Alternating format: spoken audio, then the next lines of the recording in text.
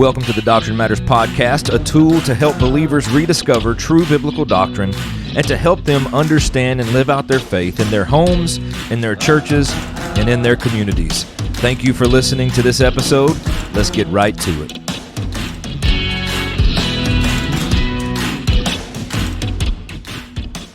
Soli Deo Gloria. Welcome, everybody, to this episode of the Doctrine Matters podcast, where we are going to continue our thoughts from yesterday. Yesterday, we talked about Christians and the government. Today, we're going to really kind of stay in that same vein, but we're going to talk about Christians and politics, how we should respond as Christians to politics. Now, I don't think it takes much look further than your news feeds on your social media, the news in your own hometown, on TV, on television, or whatever kind of news you get, or just to walk outside to your local gas station to see that we are in a politically charged climate. We have people in positions, including the president, that many people are really frustrated with right now. They don't agree with policies. They don't agree with things that are happening. They don't agree with inflation. They don't agree with the way that money is being spent. And I recently, I haven't read too much into this yet, but they have come up with a $750 billion bill to help offset inflation. I'm not sure how that's going to work. Seems like it's just going to double and triple and quadruple from a $750 bill. How are we going to pay for that? Either way, there is a lot of politicking and a lot of political rhetoric going on in our world today, and that's going to continue. That's going to continue through primaries, through presidential elections. It's going to continue for a while. It seems like the last several years, that's all that we have heard a lot about is politics, especially when it came to COVID and Donald Trump and all of those things. So the political rhetoric is continuing, and today's episode is, how are we as Christians supposed to engage that? How are we supposed to engage this culture we live in that's politically heavy right now with back and forth on each side? And a lot of people are doing their own thing and saying their own thing and thinking that their way is right. And so how do we as Christians respond? Now, there's no doubt that our political system is dark, and there's a lot of wickedness that is running rampant in the political sphere. And I would say that that's probably the case on both sides, whether you're Republican or Democrat. And let me just say this. I think that if you profess to be a believer, I'm not sure that you could faithfully and consciously vote for Democratic candidates and the policies in which they run on. Most of them, maybe not all of them, but I do think that there is a conviction and a conscience that would not allow us to vote for a Democrat. So I'd be very careful who you vote for and why. I talked about yesterday's episode that we need to be serious about our right to vote, and we do. But right now we live in this politically charged climate, this dark and wicked time in our political atmosphere, so to speak. So if we were to look at it just from a ground level, it seems like that there is no way around this, that everywhere we turn, it's almost like a maze. Everywhere we turn, we run into a dead end. We think something may get a little better, and then boom, something else happens, and then or another bill happens that gets sent out, or more inflation. The percentage of inflation goes up. The housing goes up, whatever the case may be, rent goes up, gas and the like. But every time we turn a corner, we run back into something else. So it's like, are we ever going to get out of this maze? But if we were to take a step back, and not only a step back, but a step above, as if we were looking down into a maze, people that are in a maze, whether it be a corn maze or a maze made out of hay bales, whatever the case may be, you can't really find your way out unless you just hit dead ends and turns along the way, and then hopefully ultimately you don't need any help getting out. Hopefully you get out. But if you were to step above and look down, or maybe get in a helicopter or a plane and look down, you would be able to determine the beginning from the end. And we could be able to tell, like, okay, here's the beginning, here's the end. But when we're in the maze, we wonder if there really truly is an end. And it's kind of how we are in this sphere of politics as we wonder, is this ever going to end? And the answer to that is no. We're going to continue to see presidents and people that are going to be established, and we're going to see wicked rulers. We may see at times not so wicked rulers, but we are going to see wicked rulers, and we're going to see political things happen that we don't like. But today's episode is really, how are we to respond as Christians through all of this? And if you are a reader of the Proverbs or a reader of Ecclesiastes, if you've ever read it, one of the biggest themes of these books is wisdom. We need to be Christians who ask God for wisdom. James in chapter 1 says that we should seek wisdom, that we should ask God for this wisdom if we don't have it. So we need to be people that are wise in dealing with today's politically charged atmosphere. We need to be wise in our voting, and we need the wisdom from God. And listen, not a human wisdom, not a worldly wisdom, because the Bible teaches us that those things are moronic. They are not of God, human wisdom and worldly wisdom. We need biblical, godly wisdom to navigate the political climate as believers, as we are on this side of eternity. As a matter of fact, James in chapter 1, verses 5 and 6 says, if any of you lacks wisdom, let him ask God, who gives generously to all without reproach, and it will be given him. But let him ask in faith with no doubting, for the one who doubts is like a wave of the sea that is driven and tossed by the wind. So we must, first of all, simply ask God for wisdom. And when we receive wisdom, we will be able to then respond in this dark political world in which we live. So how do we respond? I have 3 ways on this episode that we should respond as believers to this political world which we live in, especially when we disagree with the things that are happening and taking place. But the first thing is one that's going to be hard. It's hard for people to do. It's hard for human beings to do. But I believe it must be done, and that is to submit to authority. We see in Ecclesiastes chapter 8, verse 2, to keep the king's command. Yesterday, we talked about how God gives authority to kings, and he puts kings on thrones, and he takes kings off of thrones. And we can put that in our modern day vernacular and say he puts presidents in the White House, and he takes presidents out of the White House. He puts governors in the governor mansion and takes them out.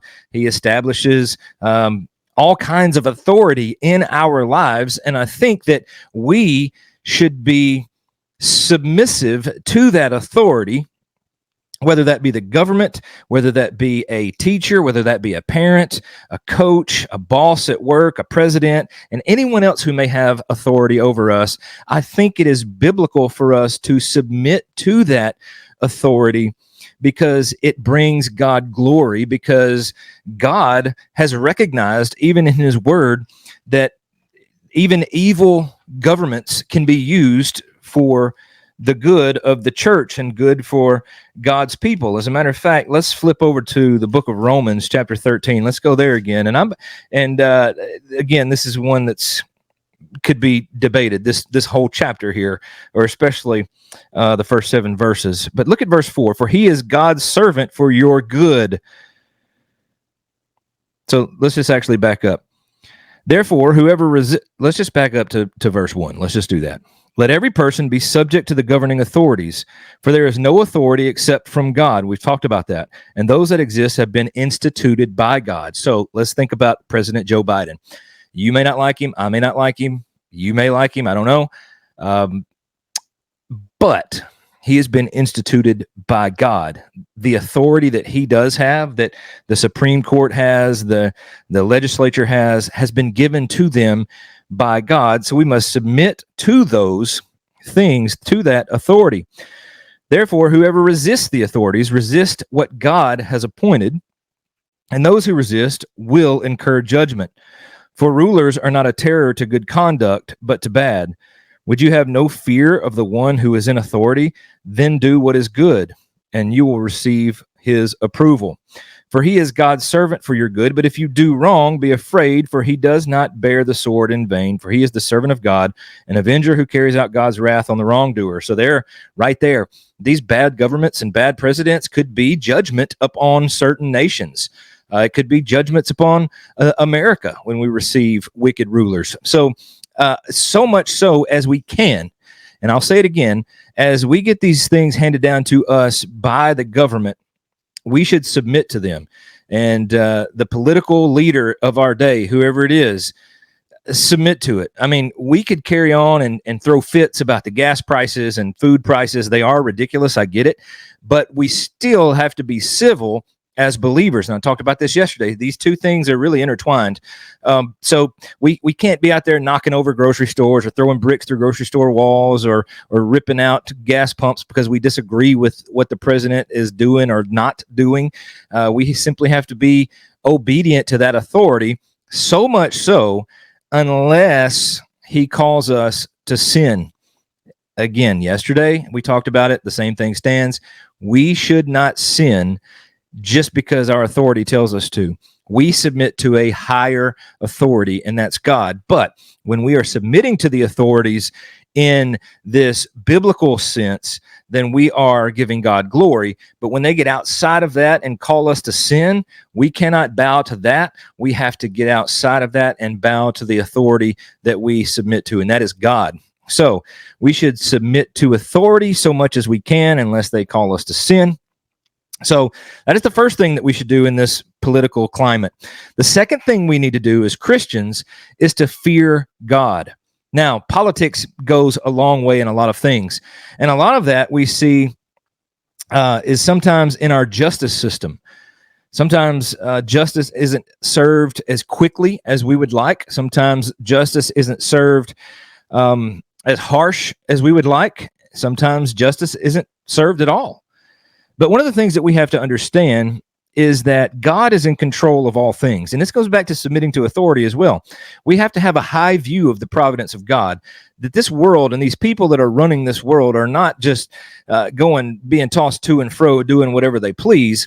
God is the authority over them. And it is his providence that puts people where they are.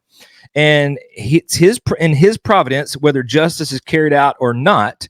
So instead of fearing man or fearing the justice system or coming up with these ideas of just being disobedient to authorities because we don't get the justice we think we deserve, we can't fear God. We can't fear man.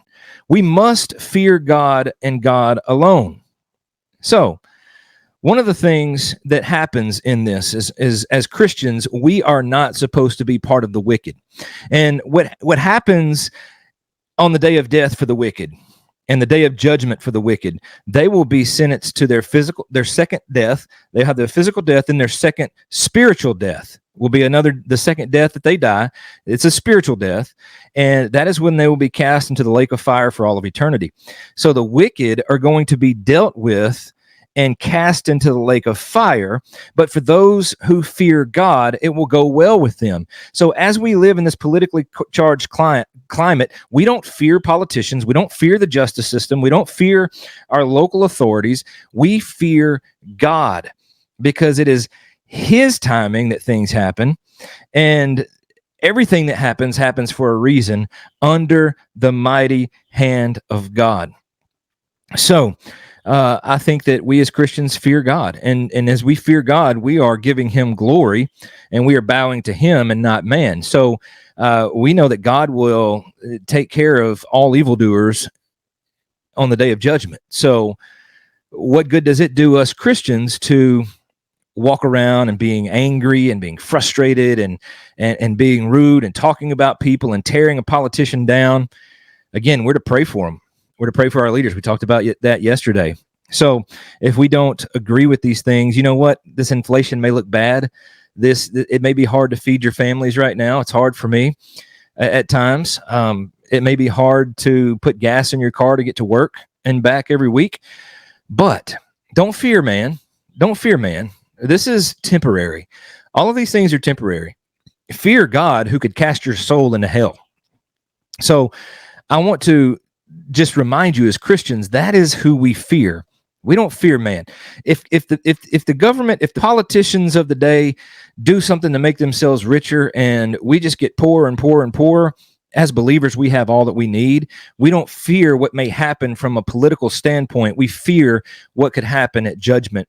Therefore, we as believers have no condemnation that is going to come to us, Romans 8:1.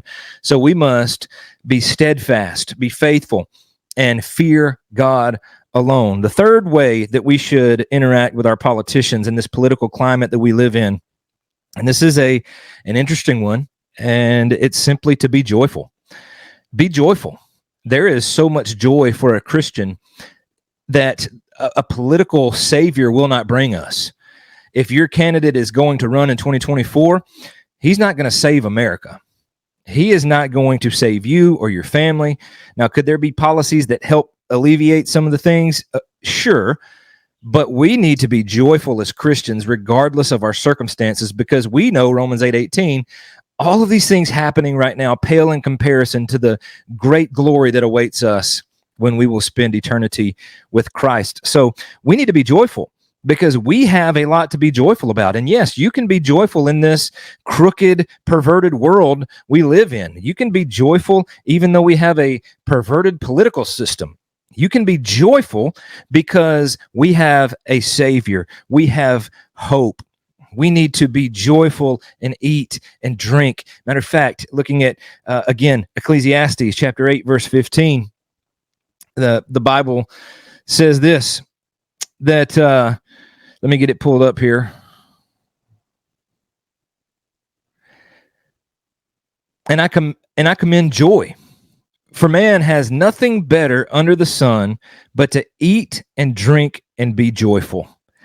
This is what we need to do as Christians, is be joyful. There is nothing better than eating and drinking and being joyful in the Lord, because he has saved us. And although there is so many things going on around us, we can still have joy. As a matter of fact, Doug Wilson asked, what should a man do in a world of powerful kings and wicked men who look as though they get away with it? And the answer is, he should prepare to make merry. We should be sitting with and being joyful with other believers. We should be with other believers praising God, from whom all blessings flow, because we have this great salvation and an everlasting hope in the coming Christ, who is going to make all things new. So we do, in closing, we do have some dark and really tough political times going on around us right now. But remember, as Christians, number one, submit to authority. So much so until they call you to sin, and then you defy that authority, whether that be Joe Biden, whether that be Donald Trump, whether that be your governor or mayor, your politicians. Submit to them. Live a peaceful life so much as it depends on you. Do what you can to live that life of civil obedience, and just submit to your politicians so much as you can until they call you to sin, and then don't do that. And then fear God. That's the second thing. Fear God. As you are submitting to the authority, fear God alone. Do the things that bring him glory, and you will bring him glory, I believe, as you submit to the authority that he has placed over you in your context where you are right now, whether that be on a national scale, a smaller state scale, or even a smaller city scale. Whatever the case may be, wherever you may be, fear God. Submit to him. Submit to the authority that he has given. Remember, he has given these government authorities, these politicians, he's given them the authority they have. So as we submit to them so much as we can and live peacefully, we are ultimately submitting ourselves to God, and that brings him glory, that brings him joy, that brings him worship. So the last thing, be joyful. We must be joyful in the Lord. We are joyful. It helps us when we're joyful. I don't know if you've been depressed and kind of just chattering your teeth at the political climate we live in, if you're just frustrated and tearing down people as it's so easy to do. But when you have joy and just think about your salvation and where you stand with God through Christ, that he sees you as righteous because of the Son. When you think about that salvation you have and the hope that you have that he is coming back and he will judge the living and the dead, we should prepare to make merry. We should be joyful. We should rejoice because we do have a great hope. So that's 3 things that I believe we can do to interact in wisdom again. Remember, we have to ask for that wisdom. So 3 things that we walk in wisdom from God and deal with politicians and politics of our day. We submit to the authority, we fear God, and we be joyful believers. Encourage one another, give God glory, and exalt Christ. I hope this has been some sort of help. We're moving away from politics and the government after this. I'm not sure what I'm going to talk about next, but it's not going to be this because this is extremely hard to do. And to be honest, it's one of those things that we all need prayer and help doing because just in our flesh, this is not something that is easy to do. So I want to encourage you to think through these things, and I hope that they bring you some joy, hope they bring you some comfort in the midst of this, and just ultimately know that God and his providence is in control of everything that is happening yesterday, today, and forever. He's never going to change. He's never going to relinquish that authority. He is going to keep that authority because he is the one that runs and controls the entire universe. As R.C. Sproul puts it, there is no maverick molecule in this universe. God knows everything, and everything is playing out according to his good and perfect will. So rest in his sovereignty, rest in his providence, and live your life with godly wisdom, seeking to submit and obey, to fear God, and be joyful in all things. Thank you for tuning in. Thank you for listening. I hope this has been of help to you. Again, I'd love to hear from you. I'd love to hear some comments, some thoughts that you may have. Feel free to leave those comments or email the Doctrine Matters Podcast. That is Doctrine Matters Podcast at gmail.com. All lowercase, no spaces, Doctrine Matters Podcast at gmail.com. I'd love to read your emails, love to read your thoughts, leave some comments, like, subscribe, and share if you don't mind, if you've made it this far. If you've made it this far, I appreciate you. And if you haven't made it this far and just pick it up later, I appreciate everybody that listens, even if it's just for 30 seconds. So until next time, God bless.